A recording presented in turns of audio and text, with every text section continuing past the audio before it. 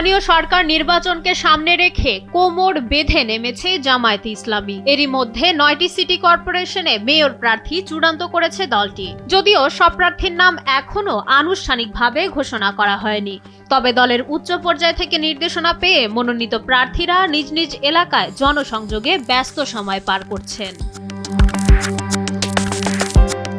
কোন সিটিতে কে লড়ছেন তা নিয়ে রাজনৈতিক অঙ্গনে বেশ কৌতূহল রয়েছে।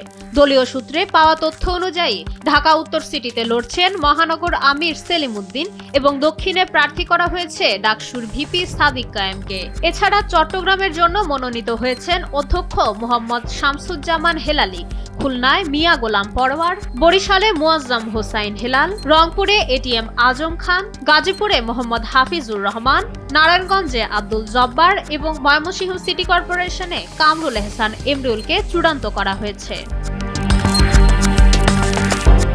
নতুন আইন অনুযায়ী এবার স্থানীয় সরকার নির্বাচনে কোনো দলীয় প্রতীক থাকছে না। সরকার বর্ষা মৌসুমের পরই অর্থাৎ সেপ্টেম্বর-অক্টোবর নাগাদ ধাপে ধাপে নির্বাচন শুরু করার ইঙ্গিত দিয়েছে। তবে রাজশাহী, সিলেট, কুমিল্লা ও বগুড়া সিটিতে জামায়াত এখনও প্রার্থী চূড়ান্ত করতে পারেনি।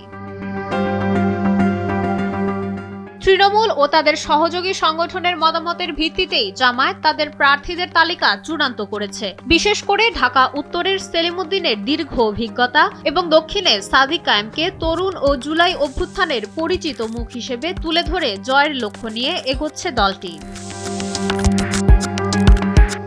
আনুষ্ঠানিক ঘোষণার আগেই জামায়াত তাদের প্রার্থীদের সামাজিক ও মানবিক কর্মকাণ্ডে সামনে রেখে জনসংযোগ বাড়িয়েছে। প্রতীকবিহীন এই নির্বাচনে জয় নিশ্চিত করতে দলটি এখন মাঠ পর্যায়ের সাংগঠনিক শক্তিকে পুরোপুরি কাজে লাগাচ্ছে।